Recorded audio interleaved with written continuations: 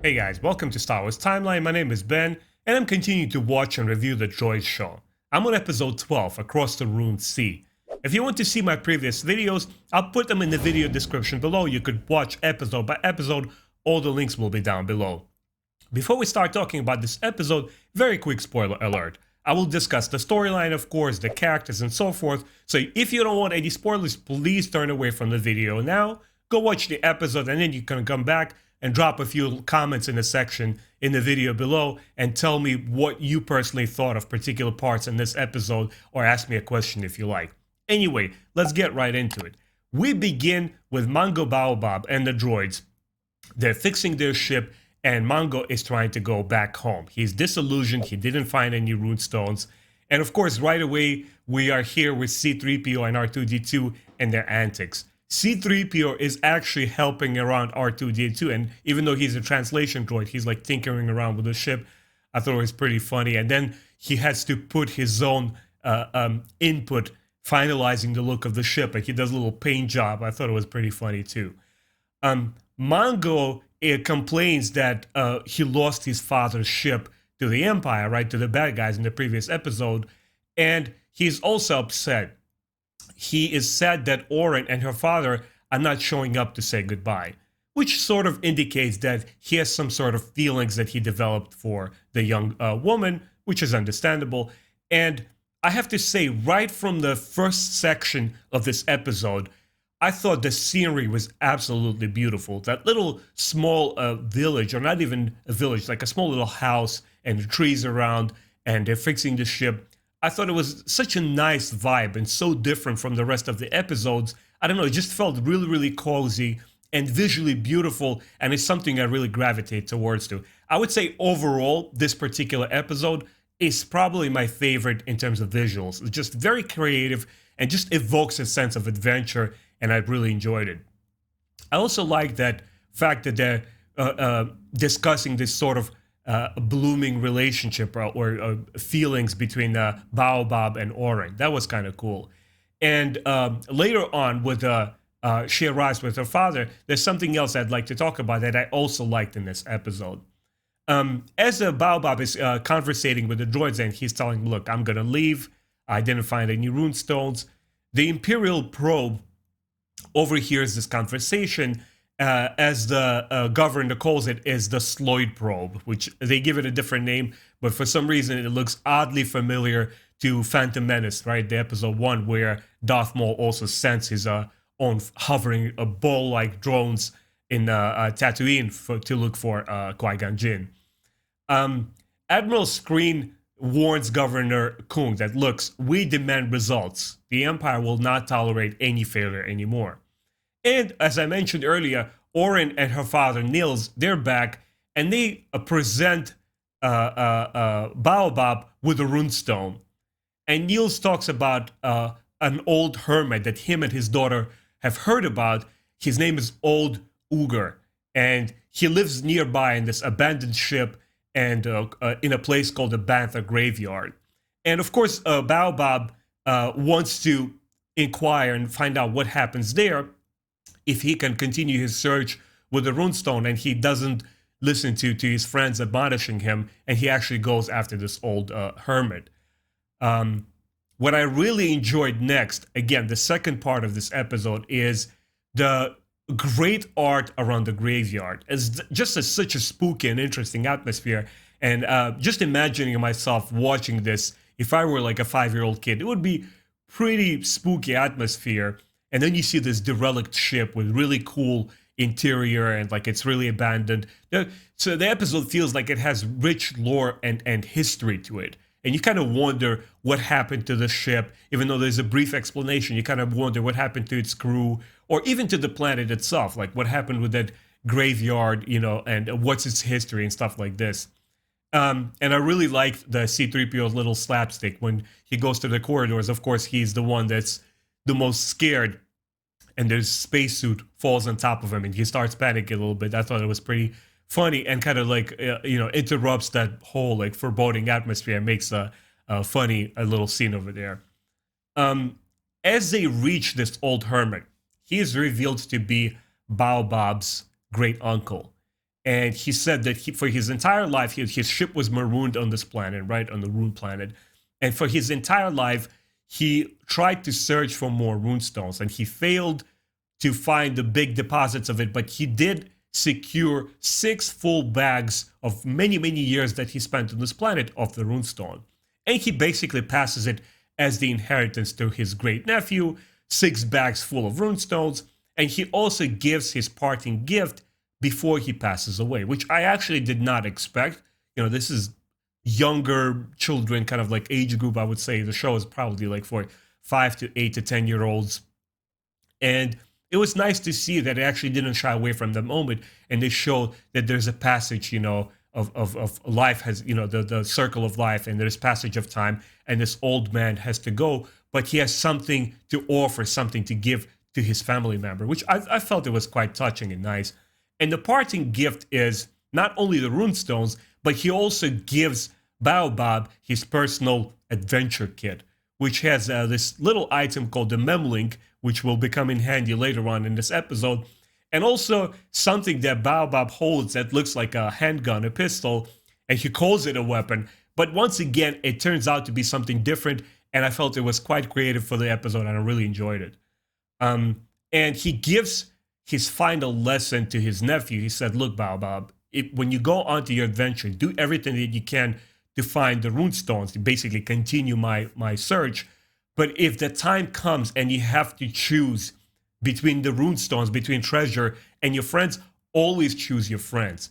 Once again, I really like how it's done in the matter of dialogue between the characters, and the episode doesn't feel preachy at all. It's not trying to, teach kids by a means of direct lesson, just like breaking the fourth wall, looking at the camera and telling kids how it is. It's done through the character dialogue, and I really thought it was quite powerful and well done. I would say, in terms of writing and just consistency, for some reason, this episode stood out. I can't point my finger to it because other episodes also have consistent story from A to B, from the beginning to end. But this episode stuck out. Just something in there was very well layered, and I really liked that. And I like the fact that Baobab, when he leaves his uncle's derelict ship, they say goodbye. Of course, it's assumed that they kind of bury him. But he wants to continue the search despite what his friends tell him. And I really like that. You have a good guy here who doesn't always do good things, right? There's nuance to this character. And there's kind of a sense of, not greed, but, he's possessed. He wants his way. He wants to find more stones. And he disregards what his close friends do. And that's what people do sometimes. And once again, that's nuance. That's interesting character development. The gifts, of course, are very much like an homage to adventure films like Indiana Jones and stuff like that. And I can't imagine how kids are looking at it and saying, oh, this is really cool, all the items that he gets. And one of them is actually this pyramid-like object, which I'm hoping they will kind of delve into more in the next episode. But it looks suspiciously like the holocrons, right? Some of the holocrons that we see are square-shaped, like cubes in the Clone Wars show. Other holocrons that we see, they're more like these pyramids. And I was like, oh man, and it also has like these kind of old language that the friends try to decipher, but they don't know what's written on it. I really like that a lot. I was like, oh man, is this a precursor to holocron, something that we're going to see later on in the Star Wars show? That was kind of cool. So next, Baobab and friends, they go to Port of Nine. And I gotta say, beautiful location. It is so Star Wars. You see like an X-Wing in the background. You see other ships. It's by the water. It's a unique looking place, but it also is very, very Star Warsy. And of course, they go inside of this local cantina and they start dealing with these shady characters. They try to cut a deal and find out more information about the runestones. And of course, C-3PO is there making the deal because I guess he's the most talkative ones. Gaff, the henchman, walks in with his goons, right? These military-looking guys, and they capture Baobab and the friends after some, hassle and action happening in this cantina. But the soldiers looked like strangely like something from G.I. Joe show. They looked so familiar. I don't know why. It's weird. It's very earthly, but for some reason it works for this episode. I don't know why. Maybe they're like just local militia or something like that. Who cares, And then as Baobab was shooting his so-called gun, what it does do is shoot these plant seeds, and they actually entwine the enemy. So it's kind of like non-violent way to apprehend the bad guys, and it's actually called the seed launch. I was like, oh, okay, cool. That's different. That's pretty interesting. And of course, R2-D2's little lasso tricks. Like he goes like a little rodeo trying to capture one of those mounds. I was like, oh man, this is funny. Only R2-D2 would do something wild like this. He's a champ in this episode. What he does to later on to rescue his friends, man, I liked him a lot. So the friends are captured, and R2-D2 sees that they're being transported on this boat, right? The bad guys are trying to go and search for the Roonstones, and they put our friends within other captives. And R2-D2 jumps in the ocean, right? He tries to swim after the ship, and he manages to get on board and rescue Mungo, Oren, and actually other captives. Of course, all hell breaks loose. They also, on this ship, the team befriends this actor droid, which was, again, very weird. I'm like, okay, so I guess it kind of makes sense. And he's the chatty one. He makes these stupid jokes, and he's even more annoying than like C-3PO is sometimes. It's like finally C-3PO has been outdone, and even he's like, I'm really tired of this droid. Like, get him away from me. Why me? That's like C-3PO's favorite line. I really enjoyed it. Wow, like you have a droid next to C-3PO that even C-3PO can't stand. Nice contrast there. And as R2-D2 helps the friends escape, they jump on this boat, and of course they fly away, and they try to get as far from it as possible. And friends actually grab their Roonstones bags as well, and Kung sends his drones, right? These pilotless robot drones that fly after them and start attacking their ship. And the sails are blasted off on their boat. And of course, this is where that memlink that I mentioned earlier comes into play. The Bab uses it to make makeshift sails.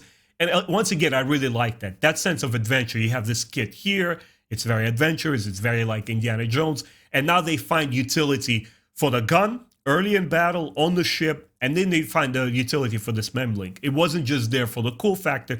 It is actually gets exploited. And that's how you have a good, fun episode where you use all the elements that you introduced in the show. Really strong stuff here. And the favorite moment in this episode, obviously, it's a theme of friendship and, you know, the choices that we make and what is of greatest value to us as people. And when time comes to liberate their boat, right, because it's getting sucked into this whirlpool, Baobab doesn't hesitate, right? I mentioned earlier that he's this nuanced guy and he doesn't listen to his friends sometimes. He's stubborn. He wants to find these Roonstones just based on principle. But when it comes to time to dispose of these treasures and choose whether it's his friend or the stones, because he needs to make the boat lighter, right, and throw away the stones so they're able to escape. He doesn't think twice. He just throws away all the bags overboard. Like, see, so in the end, he is the good guy. He always does the right thing, even though earlier in the episode he was trying to pursue something that his friends weren't favoring. I really like that. Very strong moment. And it's probably my favorite part of this episode. And as they escape, you know, the guys make it out. The actor droid, Landy, is restored. So it's kind of like a big hurrah for kids, you know, for somebody who was worried for this little character. And they, you know, kind of felt endeared by him. He survives, actually. So that was cool. We're back to these Imperials. And Admiral Screen leaves and he says, look, that's it. That's the final straw. The Empire will not tolerate failure, and I'm actually gonna go and talk to the Empire and make a full report of what happened here, and you're not gonna get away from this. And friends are back home, but the secret of the artifact, that pyramid, I'm gonna call it holocron for the sake of this review, it's still yet to be revealed. I'm hoping that in the next episode they will touch upon it, because my understanding is there's only 2 more episodes that I'm gonna see. The final episode of this season, and 1 more episode from I don't know why they broke it down. They called it season 2. There's 1 more episode, and I'm done with the show, guys. Probably one of my favorite episodes because it's compact. It tells a very, very vivid story of friendship and where we should place our value upon. And just from the visual standpoint, the village, the port town, right, the boat, the graveyard, all the stuff, the derelict ship, it just looks so Star Warsy. And it kind of makes me sad that the show doesn't continue on for more season. I would really have liked to see how the show evolves in terms of writing, because all the visuals are there 100%. It looks and feels through and through vintage original Star Wars, and I really, really like it. Anyway, guys, let me know in the comments below what you thought of this episode. What can I look forward to in the final episode of the season? Is it going to be as exciting and fun as this one? I'm really curious to see how this season finishes up, and I'm going to finally finish it off with a episode after that. I hope you guys enjoyed this video. As always, thank you for watching. I hope you like my content. If you do, please subscribe, hit that bell button. All of your support really means a lot to me and helps a great deal. You know, I'm planning to grow this channel and make it really, really big and fun for all of you guys. Make more content like this, gameplay videos, character highlights, and stuff like that. And I will see you guys next time. Take care.